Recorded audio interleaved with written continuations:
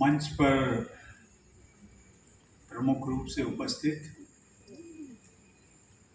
पंजाब के पूर्व राज्यपाल और चंडीगढ़ के प्रशासक तथा भारतीय विद्या भवन के उपाध्यक्ष एवं दिल्ली केंद्र के अध्यक्ष आदरणीय श्री बनवारी लाल पुरोहित जी, पद्म भूषण तथा ग्रैमी पुरस्कार से सम्मानित पंडित विश्व मोहन भट्ट जी, भारतीय विद्या भवन दिल्ली केंद्र के उपाध्यक्ष श्री CS वैद्यनाथन जी,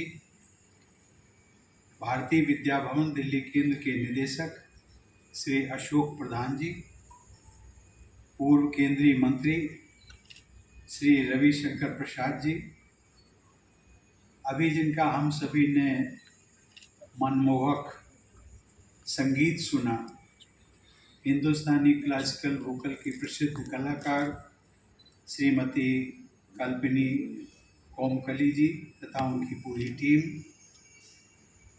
यहाँ उपस्थित सभी संगीत प्रेमियों, देवी और सज्जनों,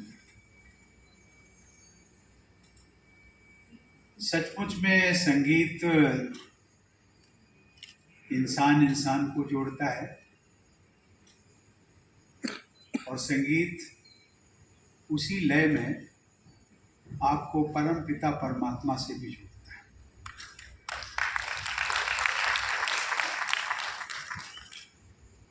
जिस संस्था ने आज के कार्यक्रम, लगभग 2 दिनों से कार्यक्रम चल रहा है, उसका आयोजन किया, मैं उनको जितना भी साधुवाद दूं वो कम है। ऑडियंस में जितने लोग बैठे हैं सभी कला प्रेमी हैं, संगीत प्रेमी हैं। भारतीय विद्या भवन की स्थापना के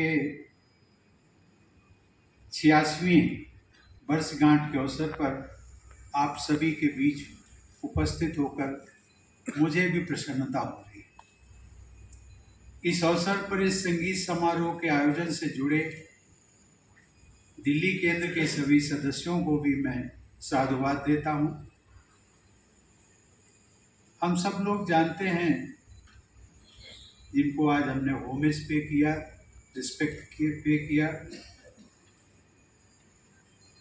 डॉक्टर KM मुंशी जी, जो नेहरू जी की प्रथम सरकार में मंत्री भी रहे, उसके पश्चात गवर्नर भी रहे और भारतीय संस्कृति को आगे बढ़ाने में उनका बहुत योगदान रहा।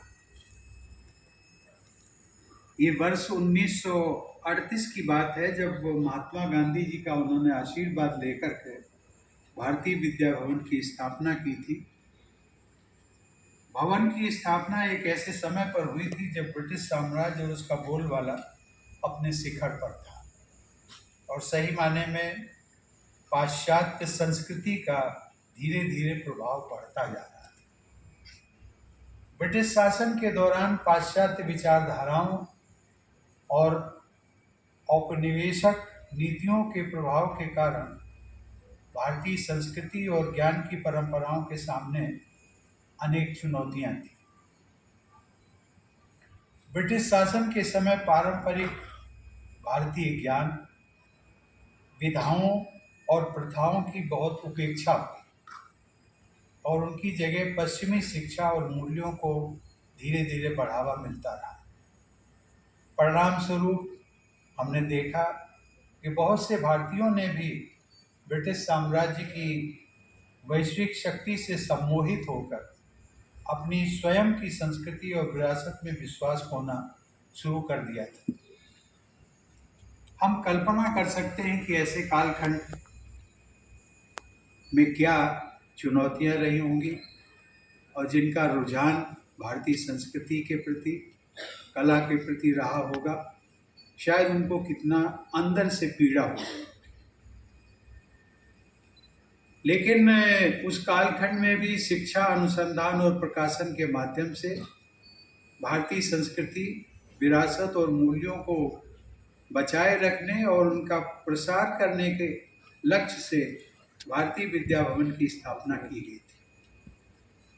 बहुत ही कम संसाधन होते हुए भी भवन ने इस महान उद्देश्य की तरफ कार्य करते हुए भारतीय संस्कृति, दर्शन, इतिहास, कला से संबंधित विषयों पर पुस्तकें और पत्रिकाएं प्रकाशित करना प्रारंभ किया, जिससे ये संसाधन व्यापक रूप से उपलब्ध हों और भारतीय जन सामान्य को अपनी विराट सांस्कृतिक विरासत के बारे में देश को जानकारी सुलभता से प्राप्त हो सके। देवी और सज्जनों, धीरे धीरे भवन ने योग, आयुर्वेद, भाषा, विज्ञान, संगीत, नृत्य, ज्योतिष आदि अनेकों विधाओं की शिक्षा प्रदान करने के लिए अनेकों संस्थान स्थापित किए, जहां ये विधाएं आज भी पढ़ाई जाती हैं और इन विधाओं का अमूल्य रिसर्च भी प्रकाशित किया जाता है। उसी संदर्भ में आज एक प्रकाशन भी आप सबके समक्ष किया गया। साथ ही साथ भवन ने कला, विज्ञान, इंजीनियरिंग और प्रबंधन की शिक्षा देने के लिए अनेकों स्कूल और कॉलेज स्थापित किए। मुझे ज्ञात हुआ है कि भवन बहुत ही कम फीस पर उच्च गुणवत्ता वाली शिक्षा प्रदान करता है। और सच बात तो ये है कि मुझे जब मैं सांसद था तो मेरे संज्ञान में भी कभी कभी लोग आते थे कि भारतीय विद्या भवन में मुझे एडमिशन चाहिए, और उसके लिए जब मैं प्रयास करता था तो होता नहीं था। इसका मतलब ये है, इसका मतलब जो मैं निकालता था कि वाकई में शिक्षा उच्च कोटि की है, चाहने वालों की संख्या ज़्यादा है और भवन जो है वो एक सीमित संख्या तक एडमिशन ले सकता है।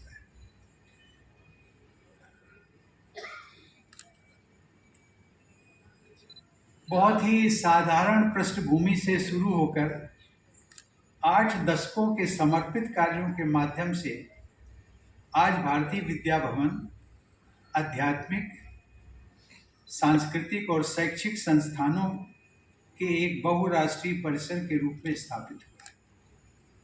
मुझे ये जानकर प्रसन्नता हुई कि आज भवन देश भर में 367 घटक संस्थानों, 119 केंद्रों और विदेशों में 7 केंद्रों के एक विशाल नेटवर्क के रूप में विकसित हो चुका है। इस विशाल नेटवर्क के माध्यम से भारतीय ज्ञान की समृद्ध परंपराओं को संरक्षित करने और उन्हें आने वाली पीढ़ियों तक पहुंचाने का कार्य आज देश विदेश में भवन द्वारा अर्थात भारतीय विद्या भवन द्वारा किया जा रहा है। देवी और सज्जनों, भारतीय विद्या भवन विज्ञान और अध्यात्म के बीच एक महत्वपूर्ण सेतु के रूप में कार्य करता है। भवन ने जिस तरह से भारतीय ज्ञान की विभिन्न परंपराओं को फलने फूलने का माहौल दिया है, वह वास्तव में आ नो भद्रा कृतयो यंतु विश्वसता के आदर्श वाक्य का जीवन उदाहरण है। भारतीय विद्या भवन के इसी असाधारण योगदान को देखते हुए भारत सरकार ने भारतीय विद्या भवन को इंस्टीट्यूट ऑफ नेशनल इमिनेंस का दर्जा दिया है। शिक्षा के क्षेत्र में महत्वपूर्ण योगदान और सभी धर्मों और समुदायों के बीच शांति और सद्भाव को बढ़ावा देने के लिए वर्ष 2002 में डॉक्टर APJ अब्दुल कलाम ने भवन को प्रतिष्ठित गांधी शांति पुरस्कार से भी सम्मानित किया था।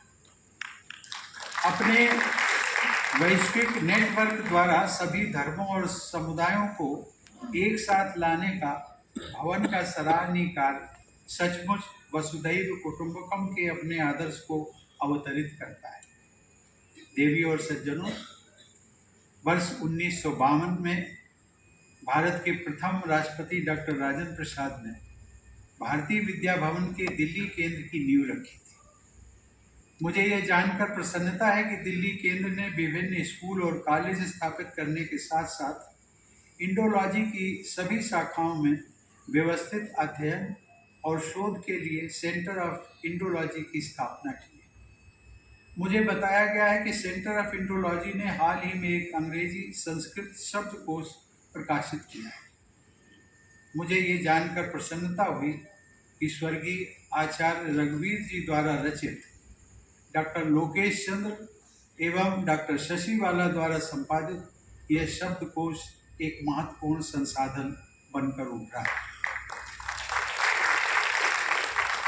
मेरा मानना है कि सेंटर ऑफ इंड्रोलॉजी की स्थापना भारतीय संस्कृति के अध्ययन और संरक्षण की दिशा में एक बहुत बड़ा कदम है और कुलपति मुंशी जी की लिगेसी को एक बहुत बड़ी श्रद्धांजलि है। देवी और सज्जनों, हमारा देश दुनिया की सबसे प्राचीन और विकसित संगीत प्रणाली का उत्तराधिकारी भी है। भारतीय संगीत की शुरुआत वैदिक मंत्रोच्चारण से शुरू हुई। बाद में भरत मुनि द्वारा रचित नाट्य शास्त्र ने इस प्रारंभिक संगीत को अधिक संरचित रूप में व्यक्त किया और शास्त्रीय संगीत में राग प्रणालियों की नींव रखी। देवी और सज्जनों, सदियों से भारतीय संगीत दो प्रमुख परंपराओं में विकसित हुआ, उत्तर में हिंदुस्तानी और दक्षिण में कर्नाटक। मध्ययुगीन भक्ति आंदोलन ने भजन और कीर्तन जैसे भक्ति शैली के संगीत को लोकप्रिय बनाया। बाद में मुगल काल में भी हिंदुस्तानी संगीत ने फारसी भक्त प्रभावों को भी अपने अंदर समाहित करके ख्याल जैसी शैली के रूप में भारतीय संगीत परंपरा को और भी समृद्ध किया। भारतीय संगीत परंपरा ने अपनी विकास यात्रा में अपनी समृद्ध जड़ों को बनाए रखने के साथ साथ समय समय पर नए प्रभावों को भी अपने अंदर सम्मिलित किया। फलस्वरूप आज भारतीय संगीत में शास्त्रीय, लोक और कंटेम्प्रेरी शैलियों की एक विस्तृत श्रृंखला शामिल है। भारतीय संगीत की यह अनेक शैलियाँ हमारी समृद्ध सांस्कृतिक धरोहर का एक प्रतिबिंब है। देवी और सज्जनों, मुझे बताया गया है कि भारतीय विद्या भवन की ये परंपरा रही है कि स्थापना दिवस पर आयोजित वार्षिक संगीत समारोह के अवसर पर एक विशिष्ट संगीतज्ञ को शिखर संगीत सम्मान से अलंकृत किया जाता है। इस वर्ष का हम सब लोगों ने शिखर संगीत सम्मान प्राप्त करने के लिए पंडित विश्व मोहन भट्ट को चुना, जिनको हमने उस सम्मान से सम्मानित किया। उनको मैं इस मंच से बहुत बहुत बधाई देता हूँ। पंडित विश्व मोहन भट्ट को मोहन वीणा में महारत के लिए जाना जाता है। मुझे बताया गया है कि मोहन वीणा एक संशोधित गिटार है जिसका आविष्कार आपने खुद किया है। आपकी मोहन वीणा में भारतीय शास्त्रीय संगीत की बारीक अभिव्यक्तियों को अन्य वैश्विक संगीत शैलियों में समाहित करने की अद्भुत क्षमता है, जो आपके संगीत को नैसर्गिक और अत्यंत सम्मोहक बनाती है। पंडित विश्व मोहन भट्ट को अपने संगीत एल्बम, जिसे कहा गया है a meeting by the river, के लिए ग्रैमी पुरस्कार से भी सम्मानित किया गया और मेरे पूर्ववर्ती डॉक्टर प्रणब मुखर्जी से वर्ष 2017 में उनको पद्म विभूषण से भी सम्मानित किया गया।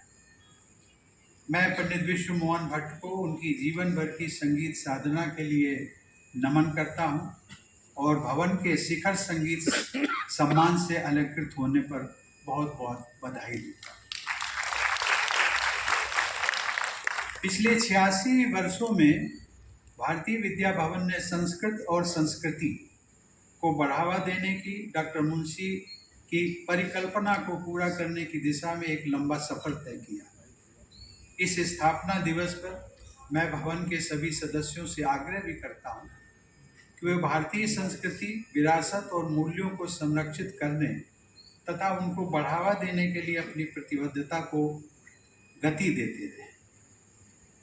देवी और सज्जनों, मैं जब भी युवाओं से मिलता हूं तो उन्हें कहता हूं कि आप सब समय के साथ साथ चलते हुए आधुनिकता को तो अपनाएं, लेकिन साथ ही साथ अपनी सांस्कृतिक धरोहर से अपनी जड़ों से सदैव जुड़े रहें। जिस तरह एक वृक्ष की जड़ें उसको पोषित करती हैं, भयंकर तूफान में भी उसे खड़ा रहने का बल देती हैं, उसी प्रकार हमारी सांस्कृतिक जड़ों से जुड़ाव हमारे युवाओं को हमेशा आध्यात्मिक रूप से पोषित करेगा और उन्हें कठिन से कठिन परिस्थितियों का सामना करने की शक्ति देगा। आज के निरंतर बदलते विश्व में हमारे युवाओं को अपनी सांस्कृतिक धरोहर से जोड़े रखने के कार्य में भारतीय विद्या भवन जैसी संस्थाओं की बहुत महत्वपूर्ण भूमिका रहेगी। मैं आप सबसे भी अनुरोध करता हूँ कि आप वैश्विक स्तर पर लोगों और खासकर युवाओं को जोड़ने के लिए डिजिटल टेक्नोलॉजी का पूर्ण उपयोग करें। कंटेम्परेरी आर्ट्स और इंटरडिसिप्लिनरी स्टडीज में का विस्तार करें और अपने शैक्षिक प्रभाव को बढ़ाने के लिए अंतर्राष्ट्रीय सहयोग को और भी मजबूत करें। अंत में सभी संगीत प्रेमी देवी और सज्जनों, आज इस अवसर पर मैं बिहार कोकिला डॉक्टर शारदा सिन्हा के 2 दिन पूर्व हुए स्वर्गवास पर अपनी श्रद्धांजलि अर्पित करता हूँ। उनकी मधुर आवाज़ ने न केवल भोजपुरी और मैथिली संगीत को विश्व में पहचान दिलाई, बल्कि भारतीय संस्कृति को भी समृद्ध किया। उनके इसी योगदान के कारण उन्हें पद्म भूषण से भी सम्मानित करना, जब मैं राष्ट्रपति के पद पर था, इसे मैं अपना गौरव मानता हूँ। मेरी उनसे पहली भेंट तब हुई थी जब मैं बिहार राज्य का गवर्नर था, और उनको हम सब लोग जानते हैं। उस समय वो बिहार के ललित नारायण मिथिला यूनिवर्सिटी में प्रोफेसर थी और म्यूज़िक डिपार्टमेंट की वो हेड थी। लेकिन जब मुझे मिली तो उन्होंने एक अपनी पीड़ा व्यक्त की, और वो पीड़ा बहुत सारे लोगों की है जो शिक्षा जगत से जुड़े हुए हैं। उन्होंने कहा कि उनको लगभग 38-39 वर्ष सेवा करते हुए कॉलेज में हो गए, लेकिन अभी तक उनको रेगुलर नहीं हुआ, और उनके रिटायरमेंट की एज जो है केवल 2 वर्ष बाकी। मुझे भी लगा कि ये तो सरासर अन्याय है। और यदि आप सब जानते होंगे कि राज्यपाल जो होता है वो राज्य की जो विश्वविद्यालय होते हैं उनका एक एक्स ऑफिशियो जो है वो चांसलर होता है। तो वो एक प्रावधान है, कानून बना हुआ, उसके अंतर्गत एक अपील फाइल करने का जो है अपनी ग्रीवांसेस को लेकर के आते हैं। और वो आई और मुझे आज खुशी हो रही है कि शायद मैं उनको न्याय दिला सका। और जब ये हो गई, रिटायर हो गई, तब मुझे मिली तो उसने एक बात कही कि सर, आपने मेरे ऊपर बहुत कृतज्ञता की। मैंने कहा नहीं, मैंने कुछ नहीं किया। जो आपको न्याय बहुत पहले मिलना चाहिए था उसमें देरी हुई है, और उसके लिए सही मायने में मैं राजभवन की ओर से आपसे क्षमा मांगता हूँ। और ये तो मैंने पूछा कि आपको मिला क्या, तो उन्होंने कहा हमारे ग्रेजुटी क्लियर हुई, और लगभग 35 से 38 लाख रुपए का इससे हमें बेनिफिट मिल गया। अगर ये नहीं होता तो शायद हमें केवल 5-6 लाख तक की सीमित है। लेकिन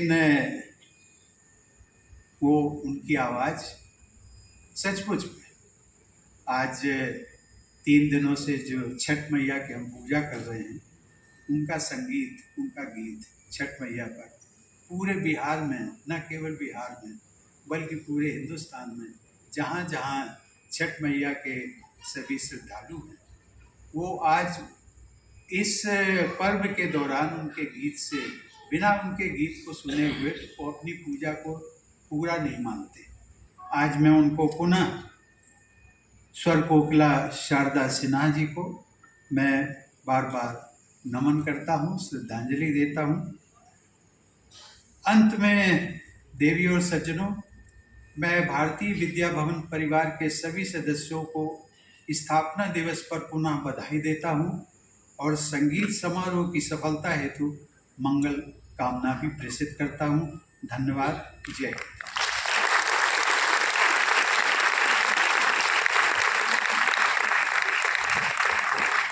आपका बहुत बहुत धन्यवाद। मैं आप सबसे निवेदन करती हूँ, आप सभागार में कृपया अपने स्थान ग्रहण करें। नीचे जी।